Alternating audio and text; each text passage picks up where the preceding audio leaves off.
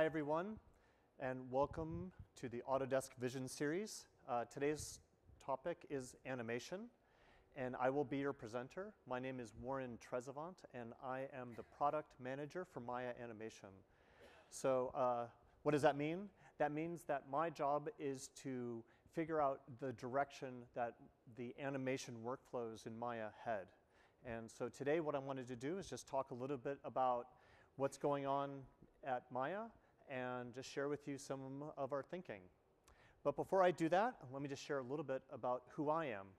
So one of the things that Autodesk has been doing is bringing people from the industry into the Maya team to help shape the direction of the tools. So I come from a long production history. I worked at PIXAR Animation Studios for about 17 years, and I worked on 9 features and 2 shorts. So just for some fun, I'm going to show you a little minute and a half demo reel of some of the work that I did while I was there.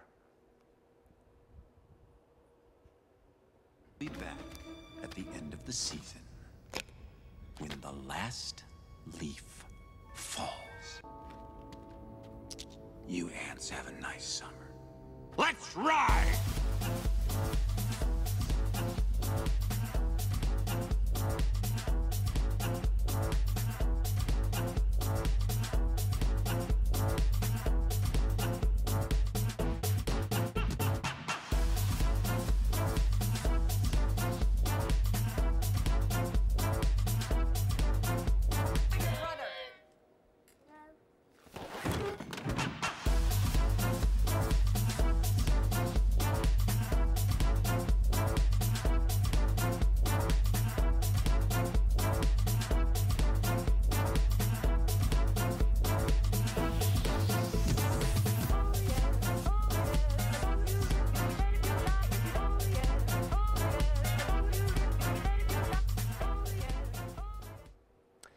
So as you can tell, a long and varied career at PIXAR.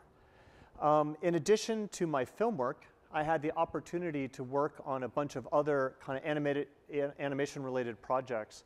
So that included being the creator of the Toy Story Zoetrope, which is an illusion of movement device that can be found at some of the Disney theme parks, as well as being an animator for the WALL-E animatronic that was created for the release of that film. And then I spent 4 years working with the production team there on PIXAR's new or revamped proprietary animation software system called Presto, which was first used on Brave. And that experience of working with developers and designers to make better tools for animators was so great, I wanted to continue doing that. So I joined Autodesk, and I'm working with the designers and the developers there to take all this production knowledge and listen to our customers and try to just continue making great animation tools. So the thing I'm going to present today is kind of like the view of animation from a very high level. And so what is the reality for animators these days? So for some animators, it may feel a little bit like this. You know, there's just a lot of work to do, and there's a lot of pressures put on us as animators to do our work. And some of those pressures are kind of business or market, and some of those pressures are creative. You know, one of the things that we're seeing is that we're now in a global workspace. There's animators all over the world. There's more animators all the time. Sometimes they work for less.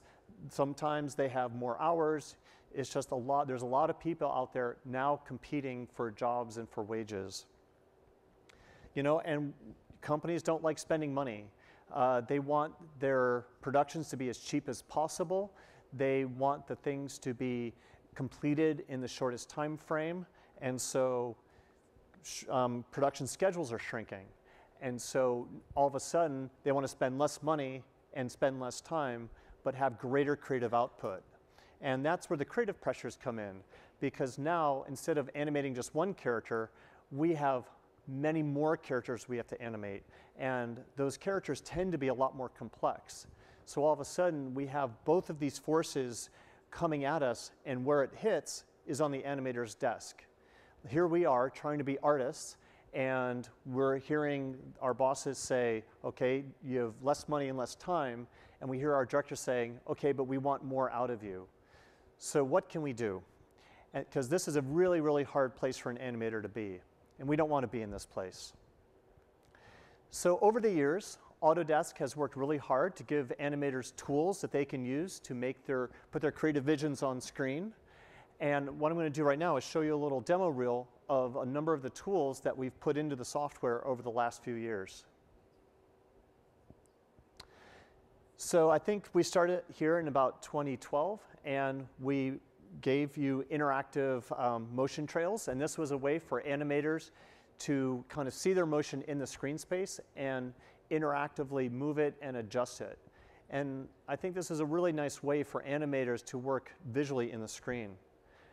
We've worked really hard to improve our skinning methods in Maya, and here's a heat map skinning that allowed a much better solve from going from the rig to the mesh, and allows animators to kind of get up and running much more quickly with a better solve.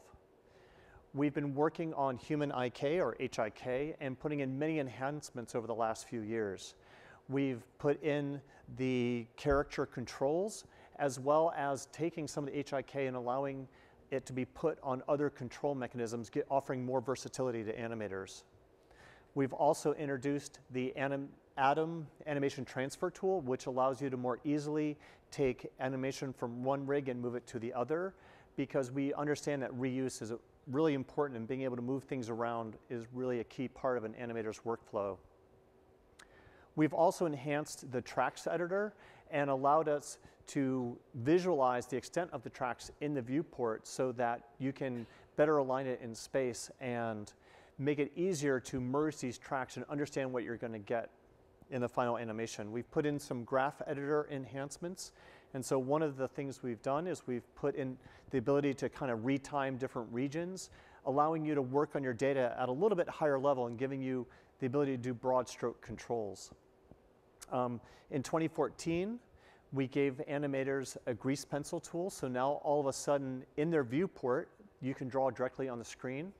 And this is really helpful for animators who want to kind of ideate their scene, think through what they want to do, or just kind of have directors write on it.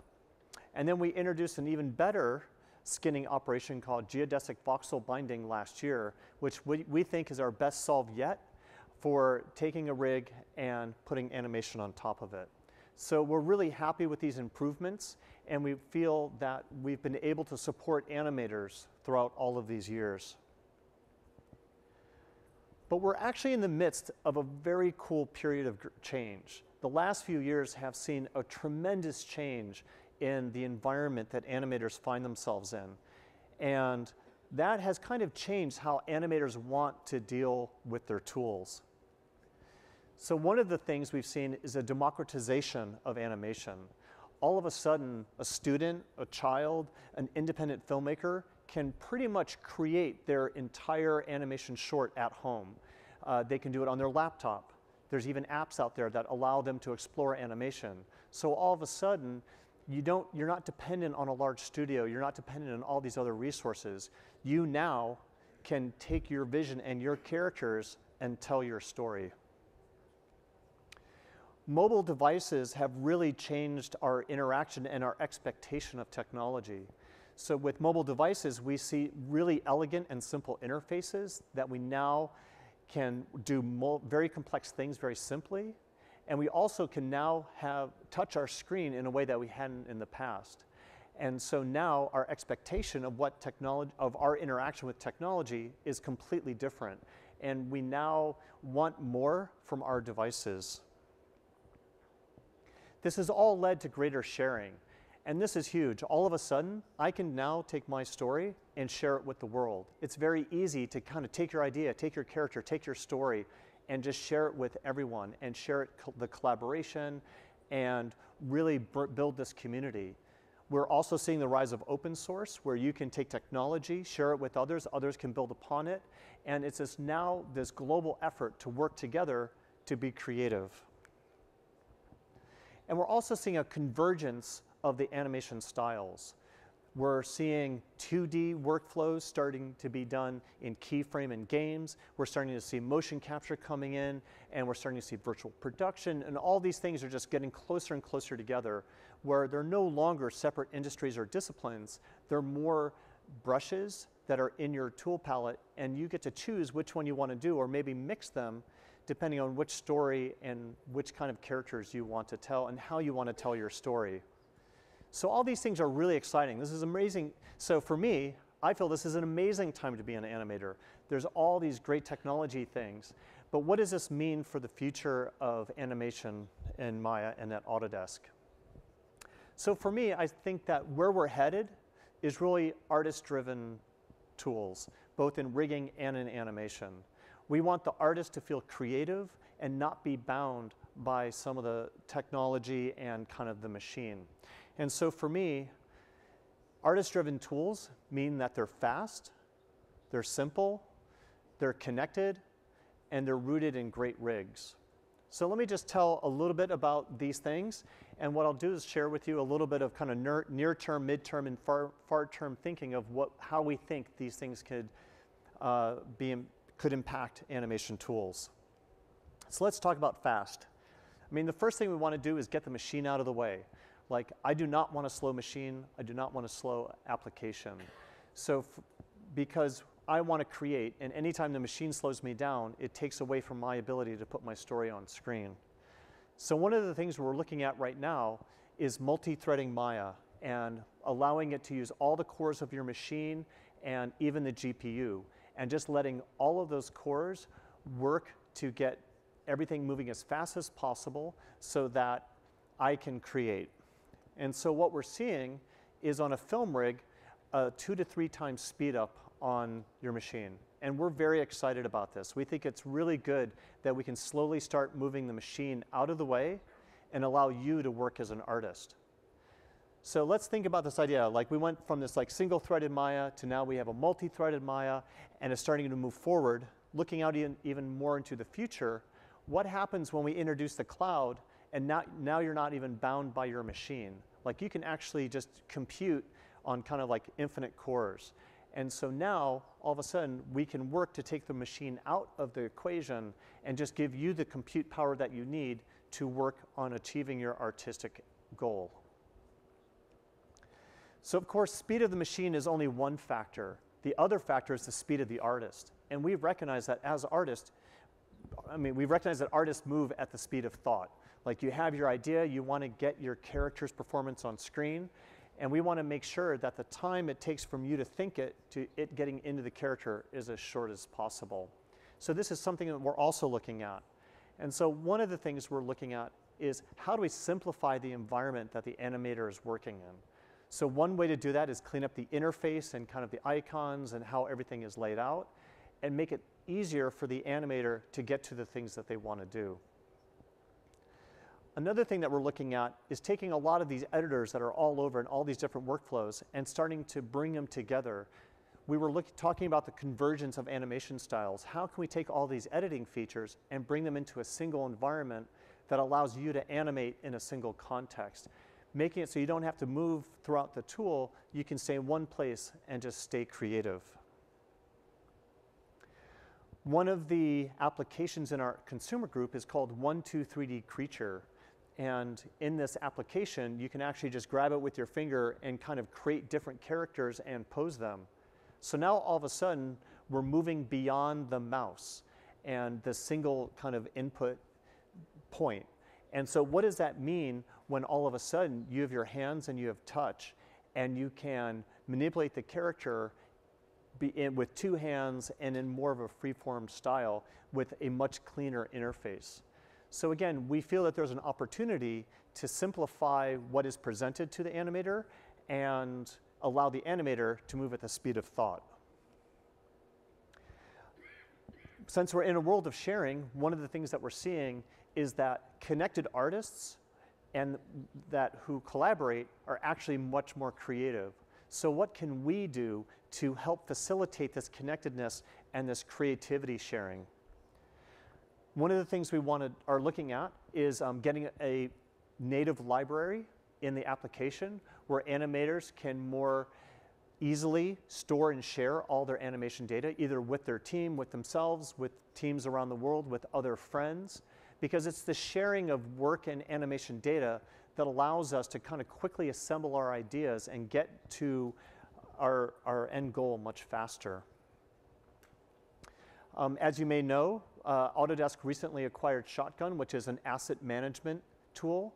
And so what can we do to not only share the animation data and our performances, but also the production pipeline that we're sitting in and our asset management? How can we now have teams, creative teams around the world that now share the same connections so that we can all be much more productive and creative in our storytelling goals? And then once again, that ever-present cloud. What happens when all of this lives on the cloud and you no longer are tethered to your device or a location? It means that you can switch devices. It means you can go other places to do your work. And maybe this can free you up as an artist and allow you to work in a way and in a place that is more meaningful to you.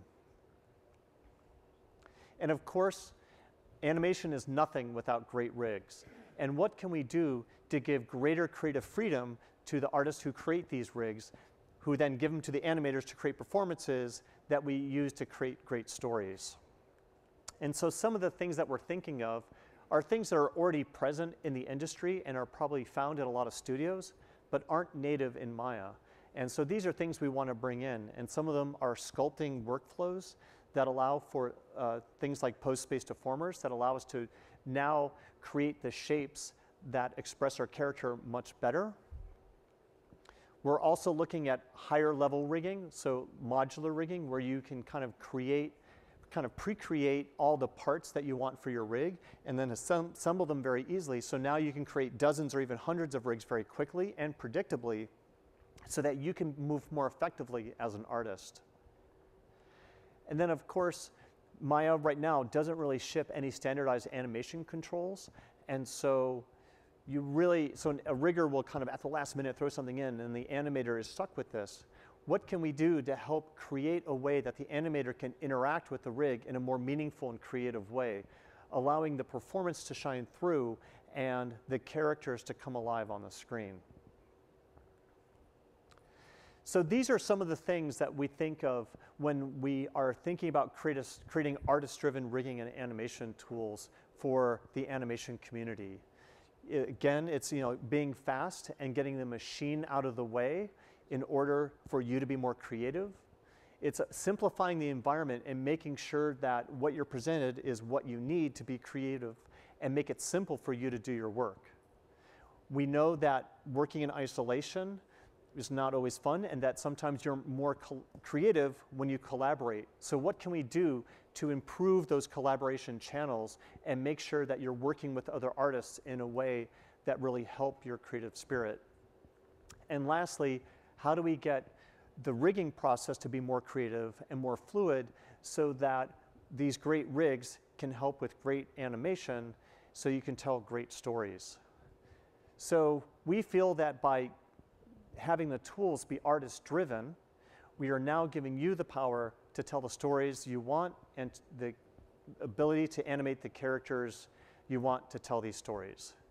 So that's a quick overview of kind of the things that we're thinking about on the animation and rigging team at Maya.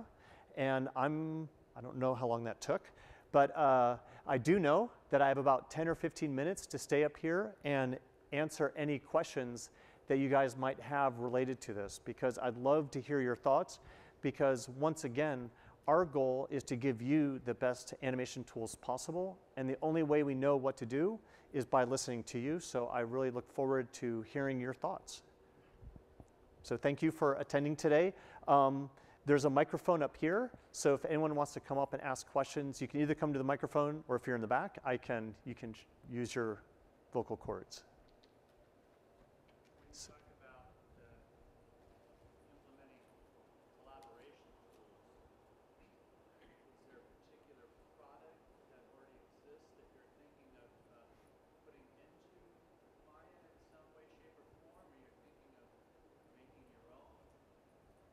Mm-hmm. Yeah. So the question, so the question was regarding the notion of collaboration. Are we looking outside of Maya or inside of Maya for these ideas, right? I think it's going to be a combination of the two. Is that right? Currently there's lots of different collaboration tools. Are you looking at maybe acquiring and bringing in one that already exists, or are you looking at starting from scratch and making your own? Right. So I guess let me rephrase the question, which was, are we going to build our own collaboration tools or look outside? I mean, I think with Shotgun, this is a great place to start for the production pipeline, and I think it's really where we're going to start. I think otherwise we'll look to be building in. I mean, again, we're looking to find out what we can do to best support the community. So I don't know if I have a specific answer, but I do know that Shotgun will definitely be a first step in that direction.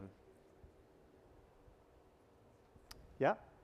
When you were talking about that control bit at the end, Yeah. are you referring to sort of increased UI functionality or swapping out of controllers or something completely different? Yeah, so the question was, can I better explain what I meant at the end when I was talking about the controllers? I think what we've seen is that animators really want to grab their character, and we see that in demos like here at SIGGRAPH this year. And that's never really something that we've really made available in a meaningful way. And we recognize that, and artists have wanted that for a long time. We've seen a lot of studios and places build graphical representations as a way to manipulate and select their rig. We've seen direct manipulation, but none of that has found its way into Maya out of the box. And that's a shame, really, right? We need to have that. We need to have artists feel like they're engaging with their rig in a much more meaningful way. And we're looking to other studios and other industries to see what they're doing and try to get that into animators' hands as best we can.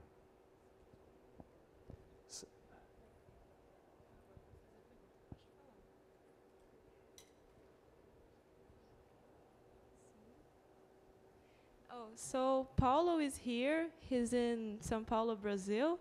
Hi. And he's saying that he's passionate about Maya. That's great. We're all very passionate about Maya. Desculpa, o que é? Ele falou que achou ótimo. So hold on, we're going through a translation, so it will be just a second. Tá, você fez o teste para a versão 2015.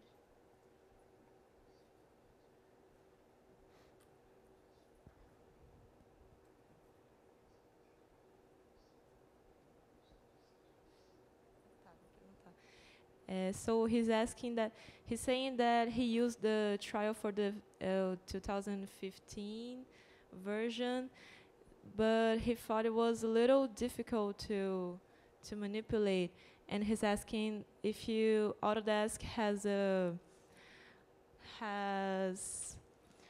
if you worry about the issue of people who are disabled, if you have that. Right, so if I can understand your question, right now Maya only kind of focuses on one way of potentially interacting with the app or with the application. And so are we thinking about other ways to interact with the application that allow for users of different capabilities to create the stories and animate in the way that we want? So we're always looking at that. I mean, one of the nice things about Maya is that it's an extendable platform. And so people who have interest in this can always, hook into our system to allow to bring in other systems. So obviously we want storytellers of any nature to come and work with our application. And so we both consider that when we're building our own tools, but also we try to make a platform so that others can help develop for that as well. Yeah, so you're open to suggestions. Yes, right? Of course. Oh, we lost signal, so I don't know if outside is better to get Wi-Fi. So I'll let you work with Elizabeth. Did anyone else have any other questions? Okay, so thank you. Yes, of course. So there's two. I'm going to grab the one in the front row first. Yeah, I'd like to know if you're going to have more things for automated mechanical rigs. So, track, I guess car rigs and, you want to do a tank, that type of thing, sort of more complex rigs, but on the mechanical side, not just character animation. Right.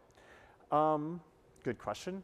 So, I mean, I think a lot of our interest comes from doing character rigs and that. So I think that's really good to hear that you have an interest in that, and we definitely need to shore that up, I think. And so it's definitely something that we're trying to bring in. I mean, again, I think one of the things we want to do is build a platform so that allows people to still extend it and bring it up to the level that they need for their specific tasks.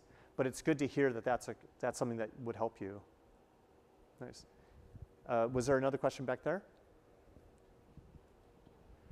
So the 4 keys that you were talking about with fast, simple, connected, and great rigs, they seem like really good idea. But the thing is, like as I note them down, I realize they're like all very different in terms of like development. Like they're very different. So the thing is, it is great to see Autodesk have the last few years made lots of great development for animation tools, but the thing is, like the 4 direction you talk about, I mean, it doesn't sound like it's something that can be completed really fast for all 4 of them. Yep. So what is the priority, and which one, what do you think it's the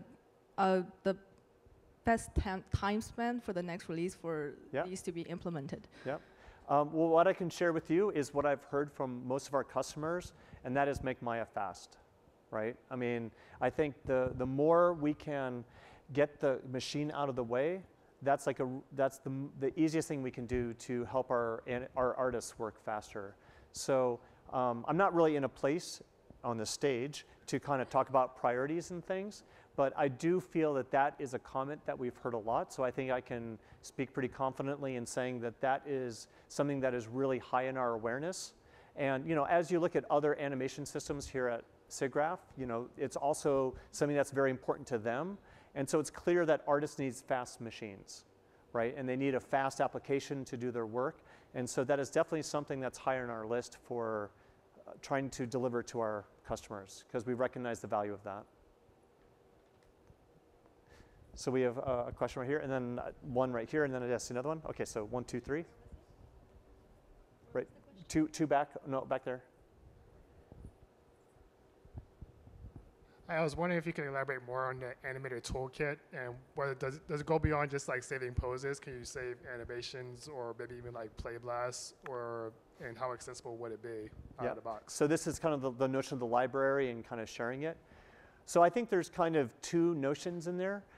So there's kind of the asset management and the animation library. So the animation library, I think, is sharing kind of the animation curves and the performance that you've done, and maybe even the constraints. So that's kind of taking the thing that you've created and sharing it with others. The asset management, I think, is like someone sharing other things with you. So that's where it would be like they're sharing the shot, or they're sharing some of the components in it, or the scene.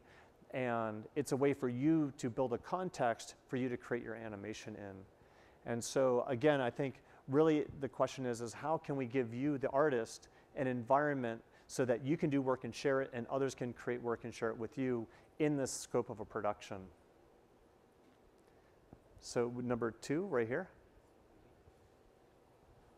Hi. Hi. So my question is, I've been using Maya for many years now, and I've been following the progression of the tools. But I do find that some of the tools are a bit outdated, such as the deformers, and I was very glad to see in Maya 2015 that we added 2 new deformers. But is there going to be any more work on that front? You know, taking that and making that more robust and stable? Yeah. We're always looking to improve. You know, but I do think that we are recognizing that rigging is an area that needs some attention, right? Like, you know, we're talking about like getting the machine faster. I think what we also need to do is make sure the rigs are fast and that they're easy to use.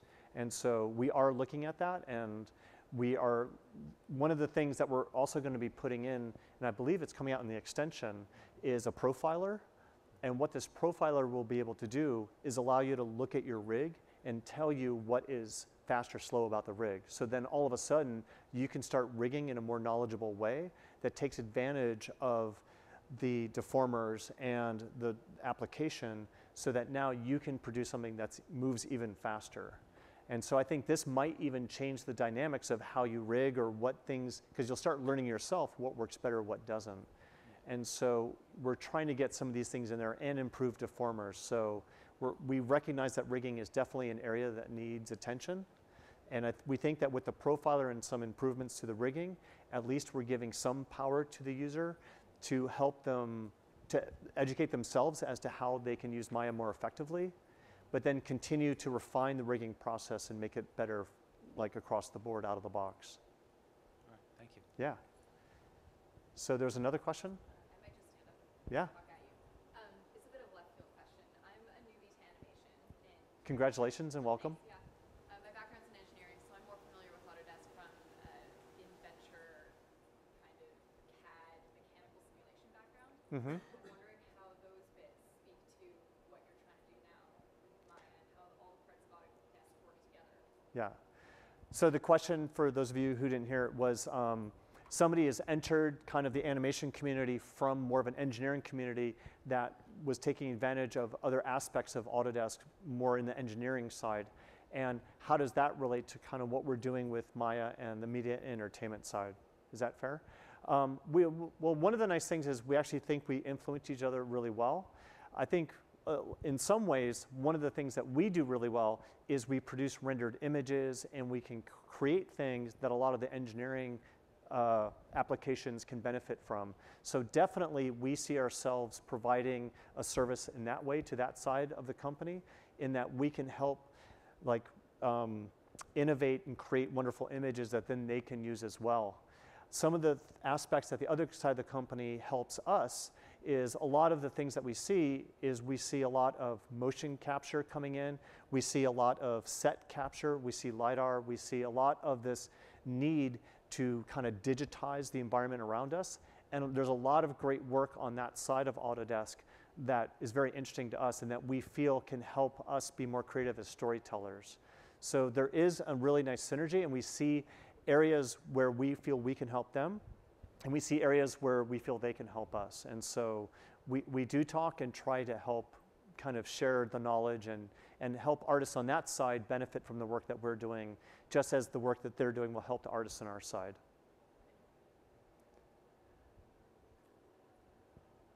Yep. Is there a soft select tool that you could use in the graph editor to change the values of the keyframes but have those taper off down the curves? I've always wanted that. The question was, is there a soft select tool for the graph editor? So this comes from kind of like the sculpting tools or painting tools on the mesh where you have kind of a fall off. And something, I'm just trying to restate it so that the context is understood. So in our graph editor tools, we don't really have data manipulators that operate on kind of the vertices and things on the mesh. So can we take some of those mesh operators and bring them into kind of our data operators? And we haven't done that yet, but that is something I think we would really benefit from. So it's nice to hear you bring that up, because I think that, again, in the same way that there's different parts of the company, I think there's different parts of the workflow that we really need to be better at cross-pollinating and take some of these really nice brush tools. And we're working on getting some sculpting tools that kind of further enhance the kind of sculpting and rigging workflows. And if we can get those into manipulating the graph editor and some of the data, I think we would all really benefit. So not yet. Yeah? Are you guys working on implementing, I guess, a better skinning Mm-hmm. system? I know originally you had like ghosting, but Yeah. kind of, Yeah. Yeah, so the question was, are we working on a better onion skinning tools in Maya? So one of the things that's been happening is we've kind of relied on third-party developers to get those types of animation benefits in there. So right now you have to either like load in a plugin and it's all that, and it's not really native to the package. Definitely, and I think this fits into the artist-driven aspect of what we're doing, is trying to get these like small nuances that really help the day-to-day animation sequences in there.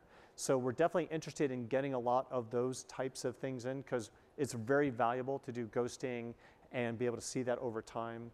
And even with the soft brush tool, like now we're moving into those like, what are those fine elements that really help the animator in their day-to-day experience? I mean, this talk was primarily a kind of broad stroke presentation, but I think it does ripple down to those very nuancy animation tools. And my hope is that, coming from production and understanding what it means to be an animator, doing it 10 hours a day, day in and day out, and understanding what nuances really help that. You know, we can work to bring those into Maya so that all animators can benefit from it out of the package, which would be really nice. So yeah, anything we can do to help, again, help the animator just work more effectively and just get the work done would be good. Yeah? Can you talk about the development of the nonlinear animation? So the question was, can we talk, so is that tracks or something? Anything that's nonlinear animation, what's in development? Yep, so the question was, can you talk about nonlinear editing workflows in Maya? So currently there's an editor called Tracks, which allows you to create a character set and then bring in kind of a clip that you can do nonlinear editing workflows. So one of the nice things about Autodesk is we actually have a number of packages to do animation. And so we have Motion Builder, and we have Softimage, which even though it's not getting any more development, is still around and people are using it. And both of those have very strong nonlinear editing workflows. And a lot of people who choose to move to Maya or are in Maya and see those packages recognize the value of those workflows. So right now we're actively looking at how to get some of those workflows into Maya because we see the value that they have for the people who work in Motion Builder and XSI and what they can do in those packages. And we feel that there's a gap in Maya for that. Like the Tracks editor can do some stuff, but it really hasn't seen a lot of love recently. And so what can we do to make that a lot more fluid and a lot more artist friendly? So definitely those higher level NLE editors are something that we feel can help a lot. So we're actively looking at that. So I think I'm getting close to the end of my time. So I wanted to thank you guys for coming out today and hearing a little bit about the vision that we have for animation and what we're thinking about. I think later on we're going to have the effects vision system, series with Marcus Nordenstam. So I encourage you to hear what he has to say. He has some pretty amazing stuff to show. And again, thank you for using Maya. We think it's an amazing package, and I think it's going to continue getting better. And again, we always value your voice, so make sure you let us know what's working for you, what's not, and we're going to continue doing what we can to help you animate great characters and tell great stories. So thank you.